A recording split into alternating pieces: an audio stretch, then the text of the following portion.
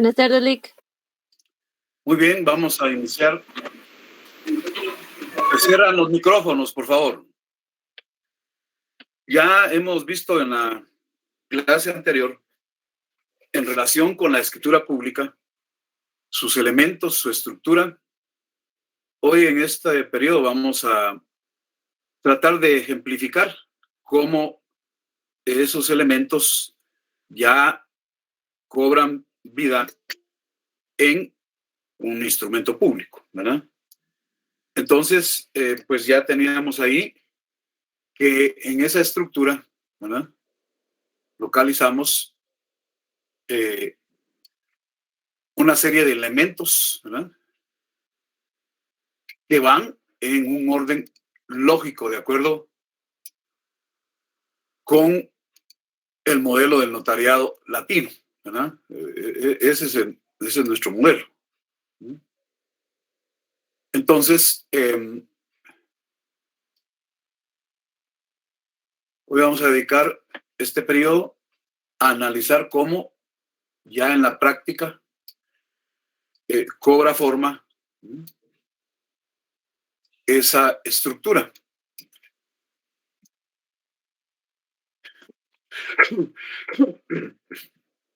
Entonces, hemos dicho que en la estructura hay una introducción, el encabezamiento y la comparecencia forman esa introducción. Después, en el cuerpo de la escritura, ¿verdad?,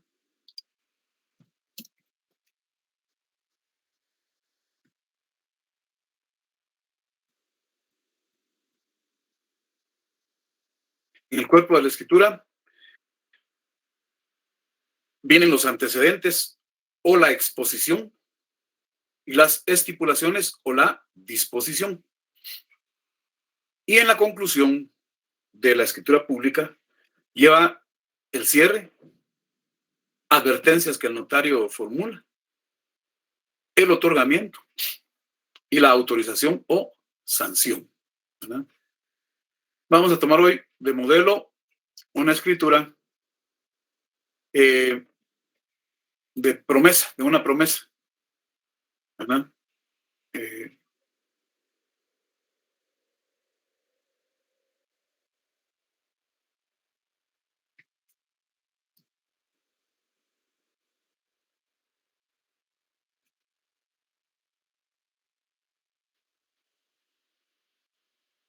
Una promesa de venta, de compra-venta,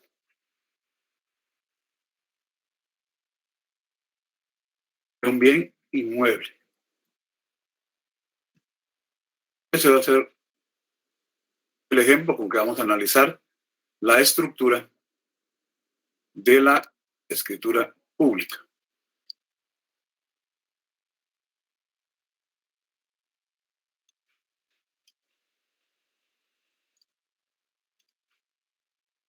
Bueno, entonces empezamos con la introducción, ¿verdad? Ya de la introducción hemos dicho que es justamente, como su nombre lo designa, el segmento con que se inicia la escritura pública. Y por un lado lleva el encabezamiento. El encabezamiento lo va a integrar el número de orden del instrumento, el lugar, ¿verdad?, y es en la ciudad de Guatemala, el departamento de Guatemala. Luego también forma parte del encabezamiento la fecha, el 27 de julio de 2021. Acuérdense que la fecha en nuestro medio se utiliza invocando primero el día, después el mes y por último el año, ¿verdad? Y por último el año. Entonces, aquí tenemos ya esto. Después viene una expresión generalizada en la práctica cotidiana. Todos los notarios, cuando estamos trabajando en el protocolo de una escritura pública, pues inmediatamente después de citar la fecha, viene la expresión ante mí, ¿verdad? Y el nombre del notario. Ante mí, acá, Edgar Enrique Seguizábal. Bueno, cualquier nombre, ¿verdad? En los ejemplos que ustedes vayan a redactar, que vamos a ir pidiéndoles, ustedes son el notario o la notaria, ponen su nombre, ¿verdad? Bueno, entonces ante mí, el nombre del notario y la expresión del título profesional, notario. Esa es la primera parte de la introducción. De ahí viene la comparecencia, ¿verdad? Esto que está con rojo y resaltado amarillo no forma parte del texto, por favor, solo es para fines didácticos, para ilustrarlo. Entonces ya se leería acá, 1, en la ciudad de Guatemala, departamento de Guatemala, ¿verdad? El 27 de julio de 2021, ante mí, Edgar Enríquez Elizábal, notario, comparecen. Entonces ya acá entran esos elementos, ¿verdad? Por un lado, el nombre de las personas comparecientes, acompañado de otros datos, ¿verdad? Esto, de acuerdo con lo que establece el Código de Notariado en el artículo 29, ¿verdad? En el artículo 29. Ahí, pues el artículo 29 dice, los instrumentos públicos contendrán el número de orden, lugar, día, mes y año del otorgamiento. Eso forma parte del encabezamiento. Luego, los nombres, apellidos. Aquí está Ángel Argueta Majo, ¿verdad? La edad, de 56 años de edad. Estado civil, casado. Nacionalidad, guatemalteco, ¿verdad? Y luego, profesión, ocupación u oficio. Y domicilio. Entonces, luego de guatemalteco, que es la nacionalidad, agricultor es el oficio, el domicilio, de este domicilio, se sobreentiende que es el departamento de Guatemala, ¿verdad? Ya después viene lo que recogen los artículos 3 y 4 del Código, los numerales 3 y 4 del artículo 29 del Código Notarial. Una opción es que si efectivamente el notario conoce a esas personas, puede decir persona de mi conocimiento. Pero si no, tal y como se ejemplifica en este caso, se identifica con el documento personal de identificación, CUI, que es el Código Único de Identificación, 1564, 97.079, 0101. ¿Verdad? Acá, algunos, en la práctica, después de cada uno de los números, los DPI se identifican primero con 4 dígitos, después 5 y después 4, ¿verdad? Algunos ponen la palabra espacio. Entonces, 1564 espacio, 97.079 espacio, 0101. Otros utilizan coma. La ley no dijo nada, ni prohíbe, ni dice de manera expresa cómo hay que separar esto, ¿verdad? Entonces, cualquiera de las formas es válida. Ya referido ese documento, se dice extendido por el Registro Nacional de las Personas de la República de Guatemala. A quien en el curso de este instrumento se le denominará indistintamente el promitente vendedor, o sea, el que promete vender, ¿verdad? Esos son los elementos personales acá. El que promete vender y el que promete comprar. Esta es una parte. Y luego dice, y por la otra parte, y de nuevo, ¿verdad? De conformidad con el numeral 2 del artículo 29. Vamos a encontrar, ¿verdad? Y por la otra parte, el señor Bartolomé Barrera Borro, nombre y apellidos, ¿verdad? Edad, de 55 años. Estado civil, casado. Ocupación, profesión, oficio, mecánico. Nacionalidad, guatemalteco. Domicilio, domicilio en el departamento de Guatemala, ¿verdad? Como el notario no lo conoce, se identifica con el documento Personal de identificación, Código Único de Identificación, 1775, 63.036, 0101, extendido por el Registro Nacional de las Personas de la República de Guatemala. A quien en el curso de este instrumento se le podrá denominar indistintamente como el promitente comprador, o sea, el que promete comprar. Uno el que promete vender y otro el que promete comprar. Y se cierra este segmento indicando, esto es, como se dice, cajonero, ¿verdad? Es siempre esa redacción con una u otra variante. Los comparecientes me aseguran ser de los datos de identificación personal anotados, ¿verdad? Esto, de acuerdo con el numeral 3 del artículo 29. El numeral 3 del artículo 29 dice, la fe de conocimiento de las personas que intervienen en el instrumento y de que los comparecientes aseguran hallarse en el libre ejercicio de sus derechos civiles. Aquí está planado, ¿verdad? Los comparecientes me aseguran ser de los datos de identificación personal anotados y hallarse en el libre ejercicio de sus derechos civiles y que por el presente instrumento celebran contrato de promesa de compraventa de bien inmueble de conformidad con las cláusulas siguientes. Esto es claro. Ya cuando se redacta esta parte, aquí se le da el nombre jurídico al contrato. En la mayoría de instrumentos eso aparece, ¿verdad? Pudiera ser que algunos no lo pongan, pero en la práctica hemos querido, la mayoría de notarios, que es conveniente identificar el juris nomen, el nombre jurídico. Aquí estamos diciendo que van a celebrar un contrato de promesa de compraventa de bien inmueble de conformidad con las cláusulas siguientes. 2 puntos. Bueno, desde ahí se le da paso al cuerpo del instrumento público. ¿Sí me están escuchando? Claro, licenciado. Para cerciorarme, porque hay algunos casos en que Licenciado. el audio no llega bien. Bueno, entonces ya pasamos al cuerpo del instrumento. Este se construye por medio de cláusulas, ¿verdad? Y lleva 2 segmentos. Uno que son los antecedentes o exposición y el otro que son las estipulaciones o disposición.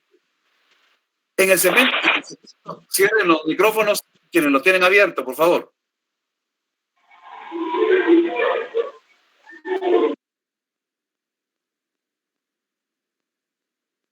Entonces, en el segmento de antecedentes o exposición, lo que se hace es hacer un relato, ¿verdad?, de la información que tiene el objeto negocial, ¿verdad? Entonces, en la primera cláusula,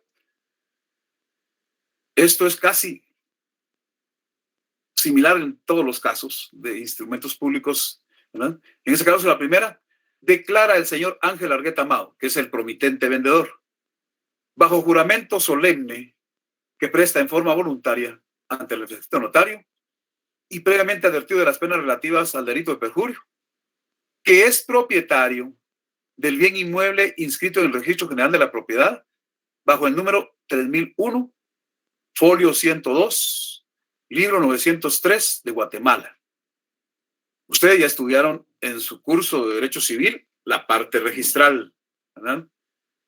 Se sobreentiende que conocen a la perfección todo el tema de los registros. Entonces ahí los libros en que están inscritos los bienes inmuebles, ¿verdad?, identifican el número que tiene cada finca.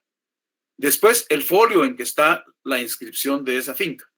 Y por último se cita el libro. Este orden sí es, no llega al concepto de riguroso, pero ese es el orden en el que hay que poner esos datos, ¿verdad? Ya en la práctica eso se cumple 100%. Y ahí se agrega, como están ustedes escuchando y si están leyendo lo podrán leer, ¿verdad? Estamos haciendo un relato de antecedentes del bien inmueble que se va a comprometer en una futura compra-venta, ¿verdad? Aquí se está haciendo esa promesa. Entonces se agrega a los datos registrales, ¿verdad?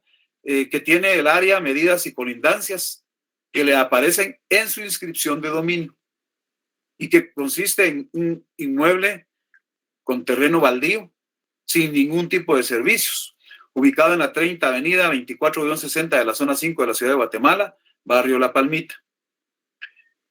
¿Por qué es importante esta información?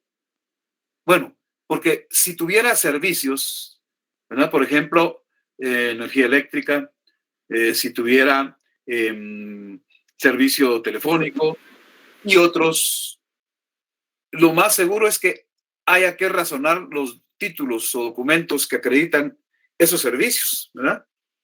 Y generar alguna acción notarial con las instituciones o entidades que prestan esos servicios. En este caso no lo hay, ¿verdad?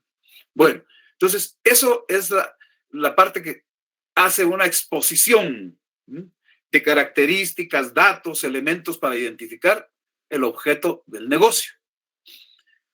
Luego ya entramos a la disposición. Ahí es donde se va a disponer, por eso se llama así, ¿verdad? Se va a tomar la decisión de otorgar el contrato. Entonces, en la cláusula segunda se sigue con la redacción indicando que continúa manifestando el señor Ángel Argueta Amado que por este acto y por el precio de 50,000 quetzales promete en venta el bien inmueble descrito e identificado en la cláusula primera de este instrumento al señor Bartolomé Barrera Bor, ¿verdad? En la promesa se incluye todo cuanto de hecho y por derecho le corresponden al referido inmueble. Esa es redacción típica, ¿verdad? En estos contratos, esta es una promesa, ¿verdad? Reitero, esto en la práctica se llaman contratos preparatorios, porque aquí lo que se está haciendo es preparar una compraventa a futuro, ¿verdad? Luego, siempre en el cuerpo, ya en la disposición, ¿verdad? En la cláusula tercera, declaran los contratantes que las estipulaciones de la presente promesa de la venta son A, el plazo. El plazo de la promesa para otorgar la escritura relativa a dominio concluye dentro de 3 meses, es decir, el 26 de septiembre del año 2021, ¿verdad? Vamos a ver, julio, agosto, septiembre, octubre. Sí, sería entonces para que sean los 3 meses en octubre, ¿verdad? En octubre, ahí tenemos los 3 meses del año 2021. El precio del bien inmueble prometido en venta es de 50,000 quetzales. Bueno, luego viene un concepto que ustedes ya estudiaron en su derecho civil correspondiente, las arras, ¿verdad? Es una señal de garantía, de compromiso. Entonces acá el promitente comprador entrega en este acto en calidad de arras para garantizar el cumplimiento del presente contrato la cantidad de 20,000 quetzales, los cuales recibe a su entera satisfacción en este momento el promitente vendedor. La forma de pago es muy sencilla, ¿verdad? El saldo de 30,000 quetzales serán pagados al vencimiento del plazo del presente contrato. Luego, ¿cómo va a ser la escrituración? ¿Verdad? Ya la formalización del contrato traslativo de dominio con el que se va a consumar la venta a futuro, ¿verdad? Entonces dice la escrituración: al vencimiento del plazo de la presente promesa se otorgará la escritura traslativa de dominio, abonando al precio la cantidad entregada en calidad de arras. Lugar de pago. Se tiene como lugar de pago, sin necesidad de cobro ni requerimiento alguno, la residencia del promitente vendedor, ubicada en la 30 Avenida 20-30 de la zona 5 de la ciudad capital, barrio La Palmita, la cual es conocida por el promitente comprador. Como se darán cuenta, pues aquí se conforman todos los elementos condiciones, modalidades que adopta para este caso la promesa que se está otorgando, ¿verdad? Ahí estamos todavía con las estipulaciones. Y continúan en la siguiente cláusula, ¿verdad? Declara el promitente vendedor que el bien inmueble que hoy promete en venta no soporta gravámenes, anotaciones o limitaciones que puedan afectar los derechos del promitente comprador, sometiéndose al saneamiento y evicción conforme a la ley.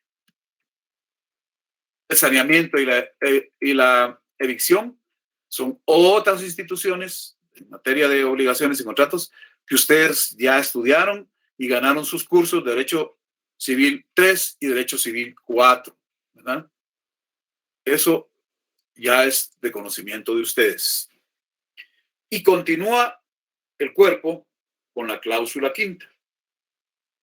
Convienen los otorgantes que en caso de incumplimiento del promitente vendedor a otorgar la escritura traslativa de dominio, llegado el plazo convenido, se podrá acudir ante un juez competente. Aquí el juez competente va a ser un juez de instancia civil, ¿verdad? Para que en su rebeldía otorgue la escritura de compraventa respectiva. Esta estipulación, ¿por qué? Bueno, porque en la práctica, pues el legislador ya cuando reguló esto hace muchos años, pues ya tenía información de que en la práctica solía haber negativa de alguna de las partes para otorgar y formalizar el contrato relativo de dominio. Entonces se quedaba burlado ese contrato de promesa, ¿verdad? Entonces ya el legislador dejó establecido ahí que ese es el caso en el que, bueno, después de un trámite judicial, ¿verdad? Viene la posibilidad de que sea un juez de primera instancia el que comparezca a otorgar la escritura traslativa de dominio, ¿verdad? En sustitución de la parte que se niegue a hacerlo. Eso está en la ley, ¿verdad? Luego, en una cláusula sexta, se establece que en caso de incumplimiento por el promitente comprador a celebrar el contrato en el plazo convenido, perderá la cantidad entregada en calidad de arras, quedando resuelto el presente contrato, ¿verdad? Ahí se terminaría el contrato. Vamos a ver, un momentito.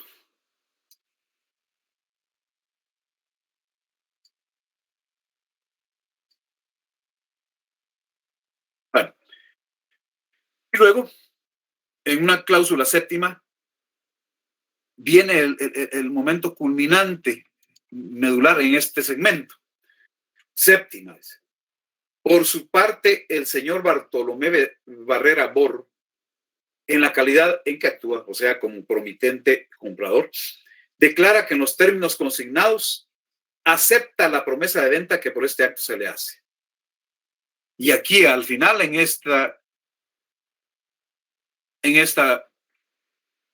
estructura lingüística, ¿verdad?, viene la aceptación de ambos. Y a ambos otorgantes aceptan de manera expresa el contenido del presente contrato en lo que a cada uno le corresponde, ¿verdad? En lo que a cada uno le corresponde. O sea, al promitente vendedor en calidad de promitente vendedor. Y obvio, entonces, aquí lo que corresponde al promitente comprador, ¿verdad?, son los derechos y deberes que se atribuyen al que promete comprar. Vale.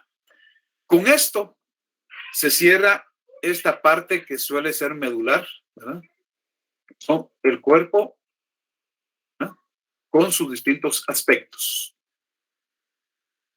Bueno, entonces ya llevamos de la estructura, ¿verdad?, la introducción con su encabezamiento, con su comparecencia. Ya vimos el cuerpo con sus antecedentes, su exposición y las estipulaciones o disposición. Nos queda ahora analizar la conclusión, ¿verdad?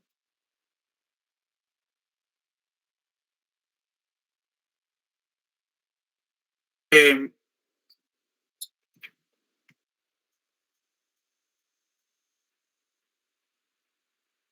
es la conclusión. Lleva, ¿verdad? Veamos ahí en el esquemita. Conclusión lleva cierre, advertencias, otorgamiento y autorización o sanción. Bueno, entonces, veamos. Conclusión, cierre. Yo, el notario, doy fe. Ahí empieza el cierre. Eso es clave. A, de todo lo escrito y que me fue expuesto. B, de que tuve a la vista los documentos personales de identificación relacionados de los otorgantes y la documentación con que se acredita la propiedad del inmueble objeto de este contrato, consistente en testimonio de la escritura pública número 12, autorizada por el infrascrito notario, con fecha 20 de marzo del año 2000, en la ciudad de Guatemala, departamento de Guatemala. Ahí empezamos con el cierre. Pero la ley nos pide ahí que se hagan advertencias. Entonces, ¿en qué consisten las advertencias? Bueno, en un apercibimiento, pues, ¿verdad? Y aquí va en el sentido de que advertía a los otorgantes sobre los efectos legales de la presente escritura y de la obligación relativa a la inscripción del testimonio de este instrumento en el registro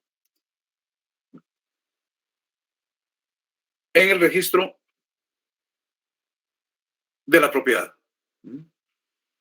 También aquí es siempre el lugar en el que se dice que se leyó a los otorgantes lo escrito, ¿verdad? Aquí, por designación de los otorgantes, les leí lo escrito en esta escritura. Quienes, enterados de su contenido, objeto, valor y demás efectos legales, lo ratifican, aceptan y firman. Bueno,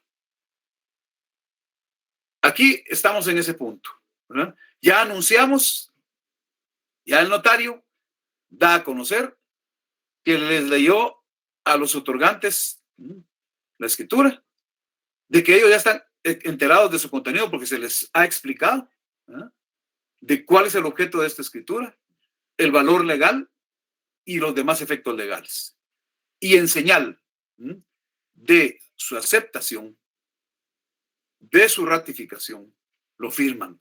Eso es lo que se llama el otorgamiento, ¿verdad? El otorgamiento no es ni más ni menos que la firma de las partes. En este caso, la firma del promitente vendedor y la firma del promitente comprador. Va, hasta aquí, ¿verdad? Hasta aquí. Hasta ahí tenemos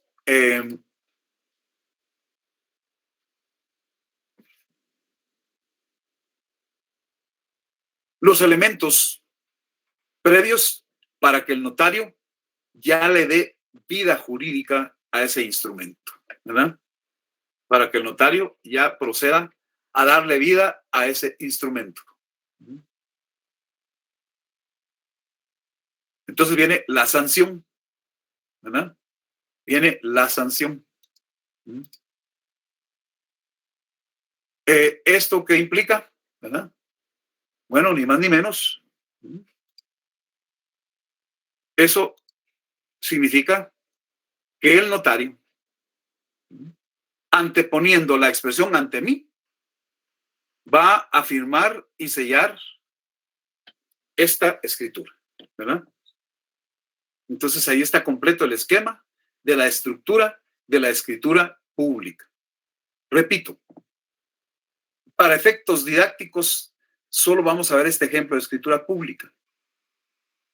El objeto lo indiqué la clase pasada. Conozcamos esta estructura, ¿verdad?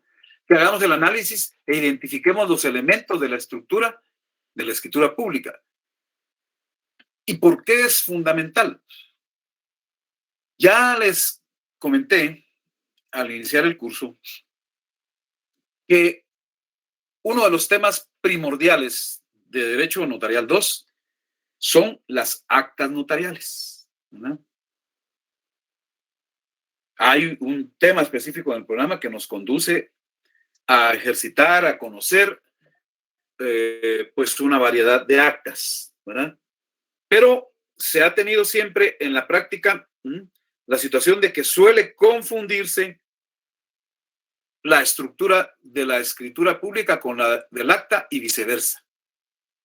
Entonces, aquí miren, por favor, necesitamos poner el grado máximo de atención para tener claridad en cómo se diseña la escritura pública, qué partes lleva, para que cuando nos toque ya redactar actas notariales, que va a ser una buena parte del curso, hagamos esa redacción utilizando la forma que, de acuerdo con la ley y la doctrina, tiene el acta notarial, que es diferente de la escritura pública. Ya vamos a ver cuando estudiemos la parte del acta, vamos a compararla con esta estructura. Entonces, haciendo un breve repaso, ya vimos la introducción, ya vimos el encabezamiento, ya vimos la comparecencia dentro de esa introducción. En el cuerpo, ya vimos que en cláusulas se dan a conocer los antecedentes del objeto del negocio, que es una exposición de datos, de información, ¿verdad? Y también los aspectos específicos a los que se va a sujetar el contrato que se está otorgando. Esas son las estipulaciones o disposición, porque en esta parte se dispone finalmente por los otorgantes, ¿verdad? El promitente vendedor dispone, pues, prometer la venta de ese bien inmueble. Y el promitente comprador, ¿verdad?, dispone que va a aceptar ese compromiso a futuro, ¿verdad? Promete cumplir a futuro con otorgar también el instrumento público, la escritura pública traslativa de dominio. Por eso, este es un ejemplo de un contrato preparatorio, ¿verdad? Podemos poner cualquier contrato. Lo que me interesa sobre todo la estructura. Sobre el fondo, pues claro, está bien que lo conozcan. Pero, como reitero, ya todos estos temas en el derecho sustantivo ustedes los conocen, ya han aprobado los cursos. Y la parte práctica, pues van a tener oportunidad de verla con profundidad plena en su curso de notariado 4, donde lo que se trabaja es el protocolo, ¿verdad?, con una variedad de escrituras, ¿verdad? Son más de 50 las que están previstas en el programa. Y el cuerpo, pues, lleva varias cláusulas, ¿verdad? Todas son importantes. En esta que acá aparece, ¿verdad?, localizamos los aspectos específicos de las estipulaciones. Son las condiciones contractuales, como el plazo, el precio, las arras, ¿verdad?, la forma de pago, la cuestión relativa a la escrituración, el lugar de pago, ¿verdad? Y sigue el cuerpo en la cláusula 4, en este ejemplo, donde hay una declaración que el promitente vendedor formula en cuanto a que el inmueble que va a ser materia de compraventa a futuro no tiene ninguna limitación, ninguna anotación, no hay gravámenes que lo afecten, ¿verdad? Y que, o sea, que van a afectar al promitente comprador, ¿verdad? Y ahí ofrece, pues, en su oportunidad, someterse al saneamiento y a la evicción conforme al Código Civil. Y en una quinta cláusula, pues ya orientado hacia la disposición, los otorgantes convienen que en caso de incumplimiento del promitente vendedor a otorgar la escritura relativa a dominio, ¿verdad?, se puede acudir ante un juez para que en su rebeldía el juez otorgue la escritura. Y en la cláusula 6, si el caso del incumplimiento procede del promitente comprador, ¿verdad?, entonces se celebra la negativa es a celebrar el contrato que se ha convenido, ¿verdad? Entonces, al promitente comprador se le castiga con que pierde la cantidad que haya entregado en calidad de arras. Y ahí se resuelve el contrato, queda sin efecto, ¿verdad? Y claro, es distinto porque el promitente comprador ya tiene una cantidad que se recibió en calidad de arras, ¿verdad? Y el promitente vendedor recibió las arras. El promitente comprador las entregó, ¿verdad? Entonces, en la doctrina y en la práctica, se orienta hacia esta forma de resolver finalmente el contrato en caso de negativa a otorgar el contrato definitivo. Acá viene una declaración fundamental en la que se dice que por su parte el señor Bartolomé Barrera Bor, en la calidad que actúa, o sea, como promitente comprador, declara que en los términos consignados acepta la promesa de venta que se le hace. Y a ambos otorgantes aceptan de manera expresa el contenido del contrato, ¿verdad? En lo que a cada quien compete. Ahí se tiene ya el cuerpo de la escritura. Y se concluye, ¿verdad?, con el cierre, que el elemento clave, la señal de que ya vamos al cierre es cuando el notario dice, doy fe. Incluso puede eliminarse esta expresión de yo el notario. Se entiende que es el notario el que da fe, ¿verdad? Pero muchos la ponen, pero no es necesario. Bueno, y basta con dar fe una vez aquí, en esta parte que estoy yo utilizando. Con eso se da fe de todo. No hay necesidad de estar poniendo que se da fe en distintos puntos de la escritura. Bueno, entonces yo, notario, doy fe de todo lo escrito y que me fue expuesto. Esto se utiliza así porque todo lo que está plasmado en el instrumento público lo tiene que haber expuesto, las partes lo tienen que haber expuesto ellos. Ellos tienen la información. Entonces ahí hay que tener cuidado con la redacción, ¿verdad? Porque el notario no se está inventando los datos. Se los está transmitiendo los comparecientes. También se da fe de haber tenido a la vista los documentos personales de identificación cuando corresponde, ¿verdad? Y también los documentos acreditantes de los derechos que ejercen las personas. En este caso, el promitente vendedor, pues, presentó el testimonio en el que consta que él es el titular, el propietario, ¿verdad?, del inmueble que se está prometiendo en venta. Ya luego, pues, se formulan advertencias legales, ¿verdad?, que se advirtió a los otorgantes sobre los efectos legales de la escritura, ¿verdad?, de las obligaciones registrales, ¿verdad? Y finalmente, ahí pues que se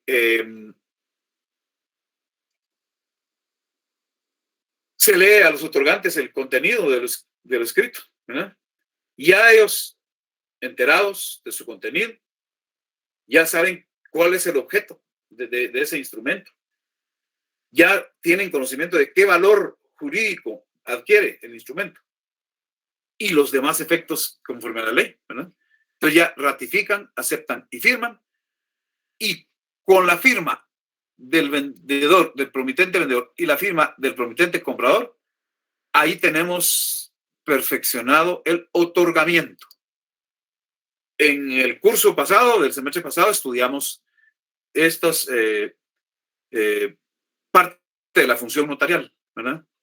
Y también parte de las actividades notariales, ¿verdad?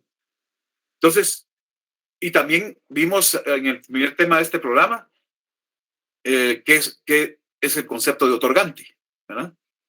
Es el que se compromete. Es el que está precisamente otorgando su voluntad para este negocio, en este caso de la promesa de compra-venta, ¿verdad? Y el momento culminante va a ser cuando el notario valiéndose de la fe pública, ¿verdad?, le impone la plenitud jurídica al instrumento cuando firma y sella esa escritura. Entonces, anteponiendo la expresión ante mí, ¿verdad?, firma y sello del notario, ¿verdad?, para que se perfeccione jurídicamente en el plano formal, ¿verdad?, esa escritura pública. Bueno, quedo a su disposición para preguntas. El tema central es analizar e identificar los elementos, ¿verdad?, de la estructura de la escritura pública. Ese es el objeto. Ya lo dije, pero lo repito una vez más. Con el objeto de que conozcamos las diferencias de esta forma notarial y la comparemos en su momento, más adelante, con el acta notarial. Bueno, entonces, esto es lo que he desarrollado en este momento, ¿verdad? Ya plasmado en un ejemplo de la práctica. Escucho dudas y preguntas con mucho gusto. Licenciado, muy buenas tardes. Le saluda Argueta. Diga. Me surge una duda con respecto del inmueble inscrito en el Registro General de la Propiedad. ¿Es indiferente colocar que sea de la zona central? Es que solo hay un registro en la zona central y hay un segundo en Quetzaltenango, ¿verdad? Eso en la práctica se fue volviendo. Además, ahí el elemento clave es cuando se dice el departamento, ¿verdad? Porque el registro central, o más bien se llama registro general de la propiedad, de la zona central, ¿verdad? Pero cuando ya se dice de qué departamento es el libro, ahí no hay duda. Ya se sobreentiende de qué registro es, ¿verdad? Buenas tardes, licenciado. Sí, diga. Y solo agregando a esta duda que tenía la compañera. Sin embargo, el segundo registro de la propiedad sí rechaza los documentos si no se agrega que es del segundo registro de la propiedad. Sí, pero eso solo es para aclarar, ¿verdad? Eso es ilegal. Eso es ilegal. Es parte de los famosos criterios registrales, ¿verdad? Pero eso, en su momento, si uno lo discute, ¿verdad? No encuentra obstáculo alguno, ¿verdad? Entonces, en la práctica se utiliza, ¿verdad? Mencionar lo concerniente a que se trata del registro de la propiedad, ¿verdad? Registro general de la propiedad, ¿sí? O al segundo registro, ¿verdad? Con sede en Quetzaltenango. Eso es una cuestión de forma, ¿verdad? Que se resuelve al enunciarlo, al mencionarlo en el instrumento público, ¿verdad? O sea, en la práctica vamos a encontrar quienes sí lo utilizan, otros que no lo utilizan, ¿verdad?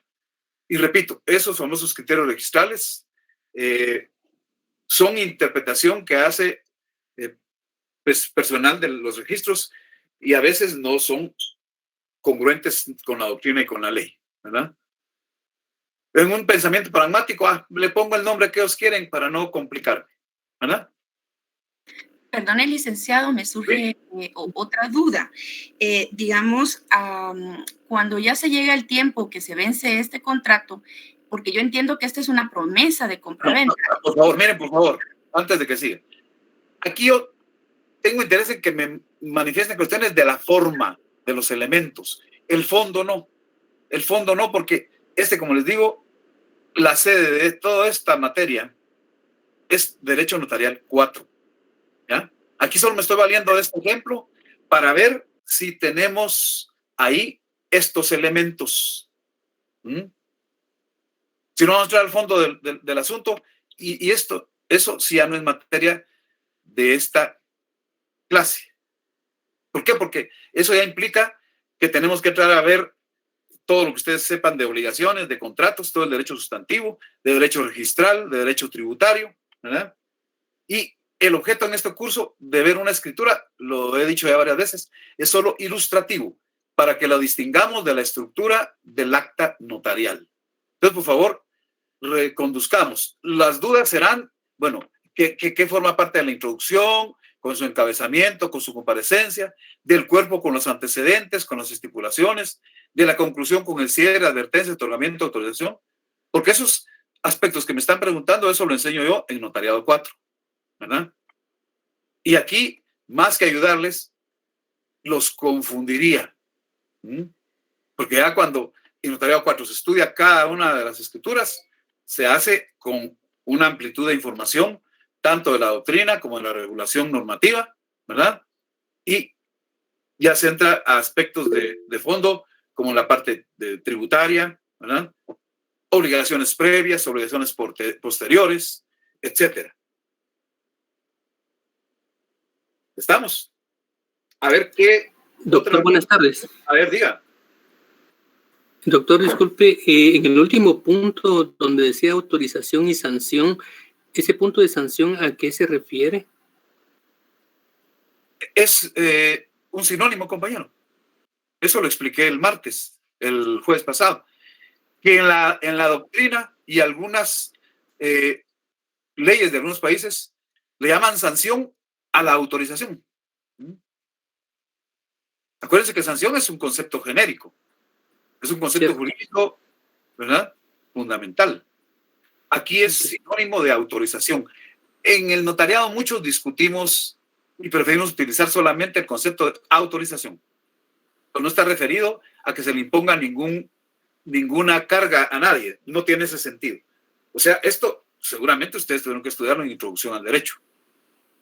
Estudiar los significados del vocablo sanción, ¿verdad? Muchas gracias, doctor. Muchas gracias. A eso se refiere. O sea, como sinónimo de autorización. Gracias, doctor. Muy amable. Y en cierta doctrina, ¿verdad? En cierta doctrina. Gracias, doctor. Buenas tardes. Ahí vamos. Fíjense que esa pregunta sí va orientada a aclarar estos aspectos, porque hay doctrina que alude a este concepto. Si ustedes ven, por ejemplo, el libro de Derecho Notarial, ¿verdad? De Óscar Salas, él utiliza ese concepto, ¿verdad? Entonces, eso ahí sí es necesario aclararlo.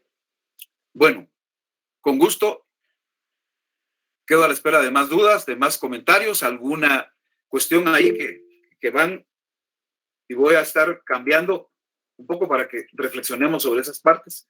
Introducción, encabezamiento, comparecencia, el cuerpo con sus cláusulas, una parte para los antecedentes o la exposición, y otra parte para las estipulaciones o disposición, ¿verdad? Y luego la conclusión que lleva el cierre. Buenas noches. Advertencias, otorgamiento y autorización, ¿verdad? Incluso sería, ¿verdad? Yo podría prescindir de esto.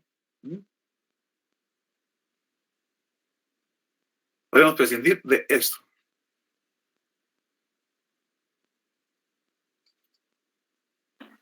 Lick, disculpe, yo tengo una duda en cuanto a la autorización.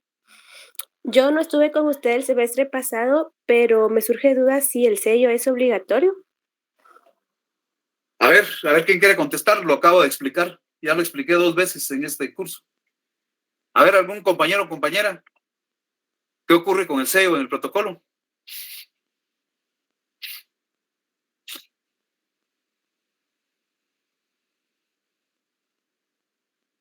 A ver, ninguno.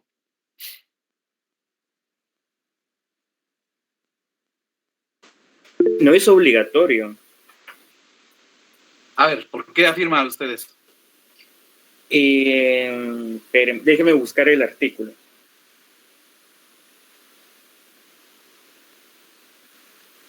Artículo 13. Ajá, ¿qué dice? En el artículo 3, perdón, estoy buscando. Ahí dice formalidades que deben llevar el protocolo. ¿Qué artículo?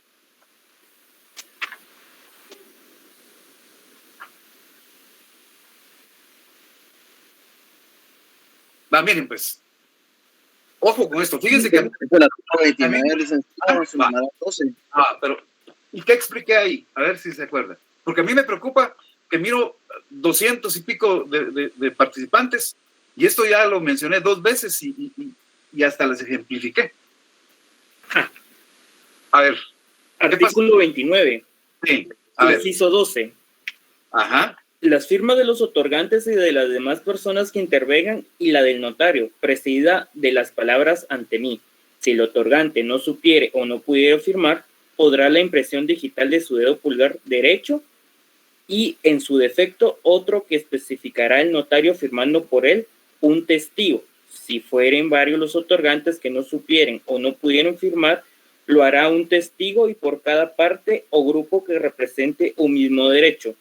Cuando el propio notario fuere el otorgante, podrá antes de firmar la expresión por mí y ante mí. En ningún momento habla del sello. Va, entonces, ahí no hay una disposición expresa, ¿verdad? Eso lo expliqué, como les digo, 2 veces, porque me acuerdo exactamente. Lo expliqué el jueves pasado y el martes también, en la primera clase. Lo que ocurre es que efectivamente, y el compañero sí captó la esencia de esto, ¿verdad? La disposición del artículo 29 no menciona en ningún momento el sello. Y si buscamos en todo el código notariado, no va a haber ninguna parte expresa en la que, referido al instrumento público dentro del protocolo, establezca lo concerniente al sello. Pero, les dije y lo grité, pero en la práctica, todos los notarios le ponemos sello a los instrumentos que van dentro del protocolo, ¿verdad? Por una cuestión de orden eminentemente práctico. Hay personas que dudan si el notario no le pone sello.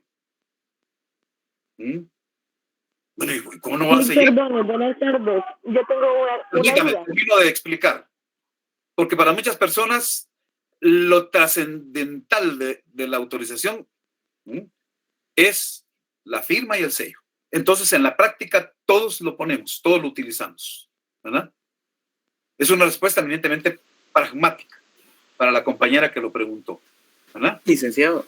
A ver. Y esta diferencia existe tanto, digamos, una diferencia podría ser el protocolo no lleva sello o no es obligatorio, pero en las actas sí. Ah, bueno, sí, pero eso todavía no vamos a entrar, porque adelante vamos a comparar actas con escrituras públicas. Y lo que pasa es que para las actas sí dice expresamente a partir del artículo 60, ¿verdad? ¿Qué requisitos se satisfacen? ¿Verdad? Ahí sí. Ahí sí, ¿verdad?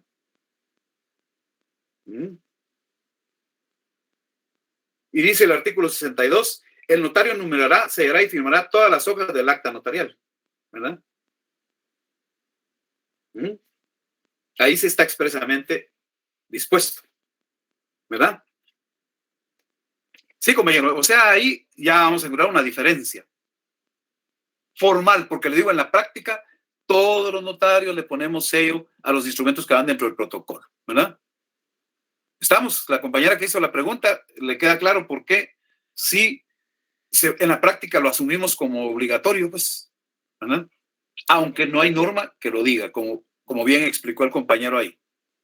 Sí, Lick, gracias. Es que precisamente me entraba duda porque conozco notarios que no lo realizan de esa manera, pero gracias. Sí, fíjense que no hay una disposición expresa, ¿verdad? Entonces ahí lo que puede ocurrir es que se quede uno en ese ámbito de que le apliquen un criterio registral, ¿verdad? Los criterios registrales sí dicen que vaya puesto el sello en el instrumento público, ¿verdad? La reflexión aquí es ¿para qué me voy a poner en la situación de tener que ir incluso a un procedimiento judicial, ¿verdad? Por no sellar. Pero eso también está sometido siempre a discusión. Pero les digo, en el 100% de los notarios sellamos los instrumentos públicos que van dentro del protocolo. Yo, honestamente, les digo, excepcionalmente vi hace muchos años algún protocolo en el que algunos instrumentos no tenían el sello y otros sí. Entonces tampoco hay un criterio uniforme para el mismo notario que a veces sí o a veces no. Entonces, en la práctica, y nosotros lo recomendamos en el notariado, que todos los instrumentos dentro del protocolo lleven su sello también, por cuestiones prácticas y de certeza, ¿verdad? A ver, ¿alguna otra cuestión? Con gusto.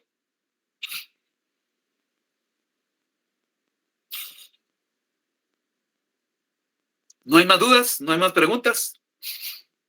Licenciado, buenas tardes. Le saluda Sí, diga. Evelyn. Respecto al encabezamiento, quisiera saber si es obligatorio colocar el nombre tanto del notario como de los comparecientes en mayúscula, todos en mayúscula. Va, ya esos son detalles de carácter semántico y lingüístico, ¿verdad? Esto de poner o destacar palabras, todos con mayúsculas, otros les ponen negrita, incluso algunos subrayan, ¿verdad? Eso no tiene ningún carácter vinculante. No hay norma que diga, y tiene que ir el nombre con todas las letras mayúsculas, ¿verdad?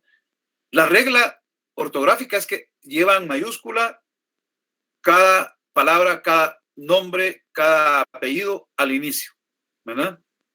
Por razones prácticas, para destacar los nombres, solemos ponerlo con mayúsculas todos. Y algunos incluso los nombres los ponen con negrita, ¿verdad? O negrilla, como le llaman otros.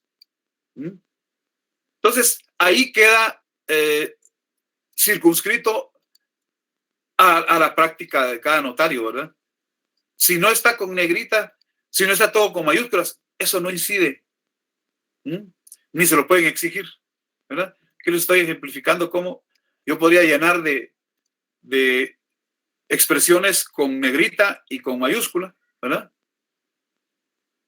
Pero eso es innecesario. Ok. De igual manera, la palabra ante mí y doy fe.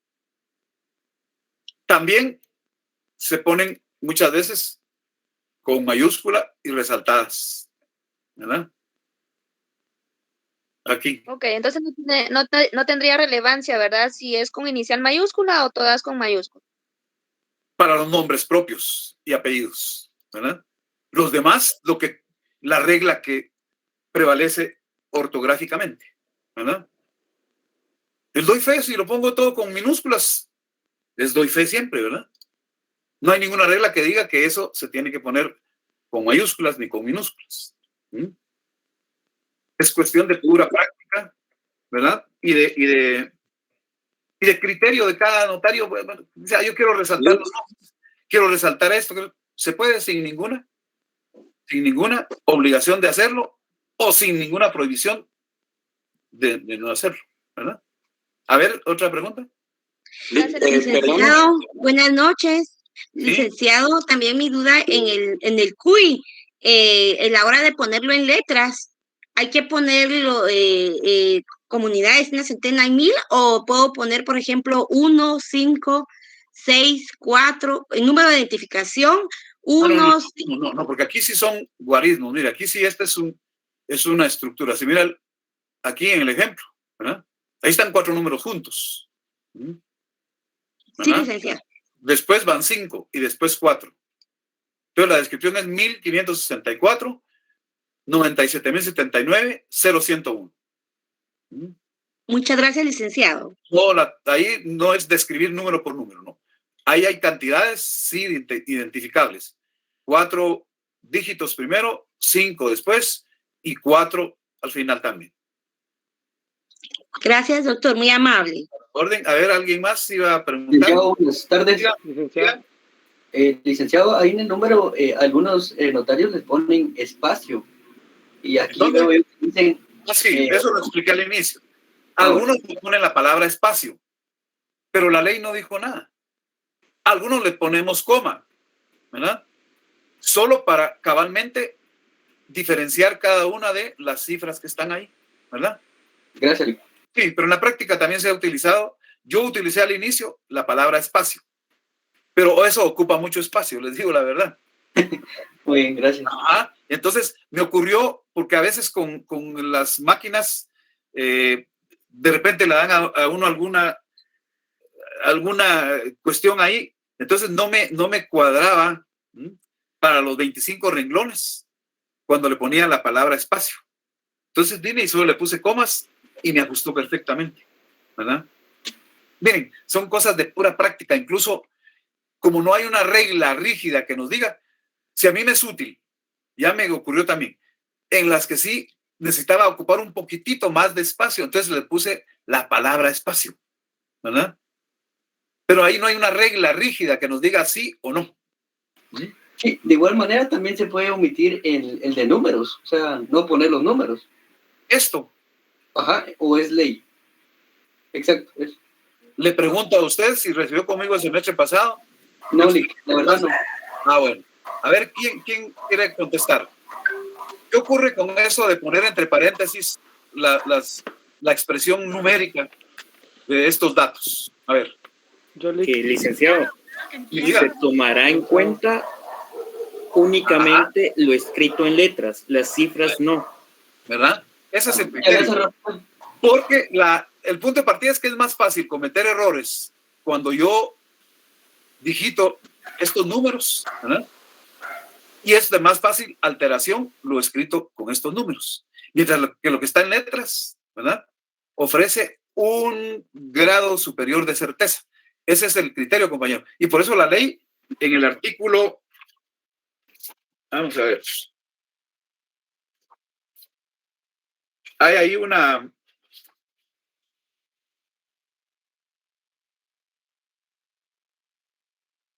Dice el numeral 4 del artículo 13. En el cuerpo del instrumento, las fechas, números o cantidades se expresarán con letras. En caso de discrepancia entre lo escrito en letras y cifras, se estará lo expresado en letras, que explicó bien el compañero ahí, ¿verdad?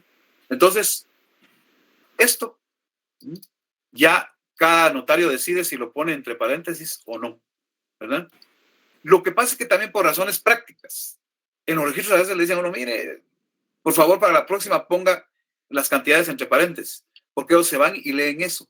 Entonces yo les he respondido a uno, mire, lo que prevalece es lo que está en letras. Sí, pero a nosotros nos es muy útil. Es cuestión de pura conveniencia, ¿verdad? Incluso y si nos rechazaran en algún documento, mire, es que no le puso entre paréntesis los números. No. Leamos el artículo 13 en el numeral 4, ¿verdad?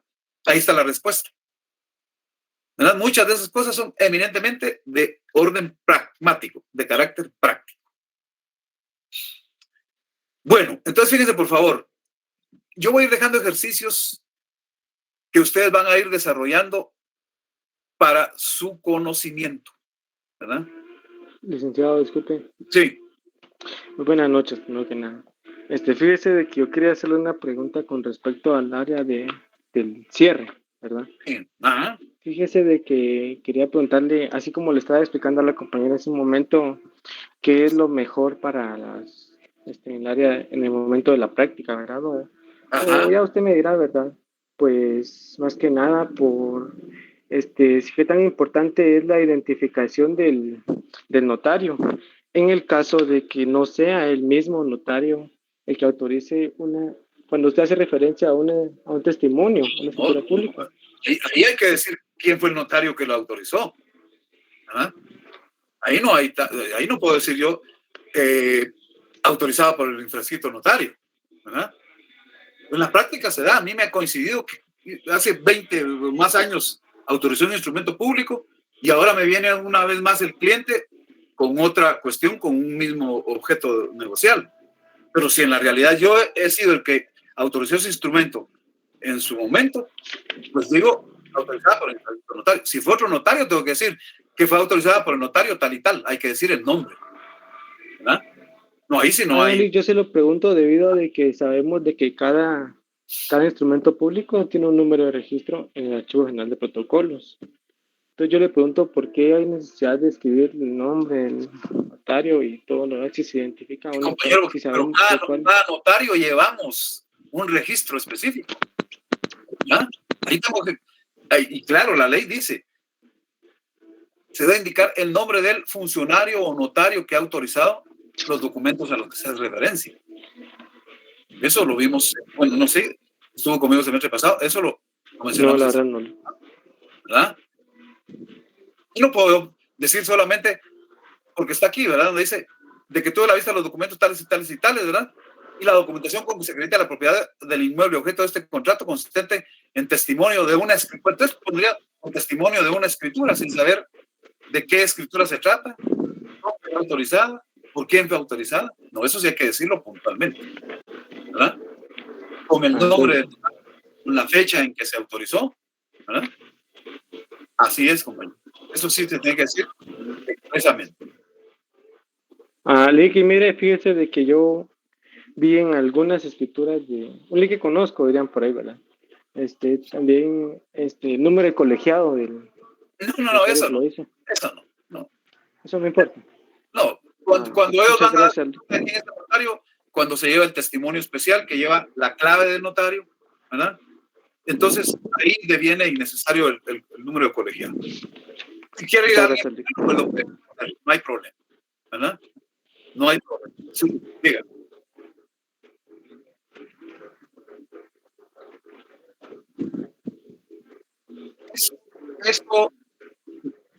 Eso vamos a verlo en el siguiente tema, donde vamos a estudiar las formas de reproducir la escritura matriz.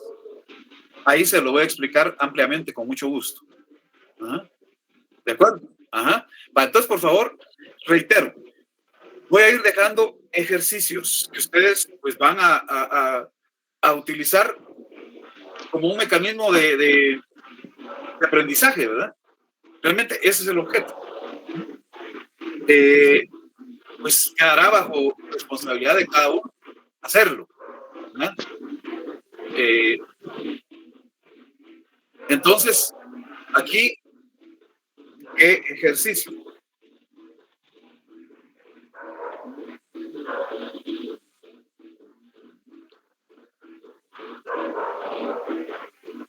Bueno.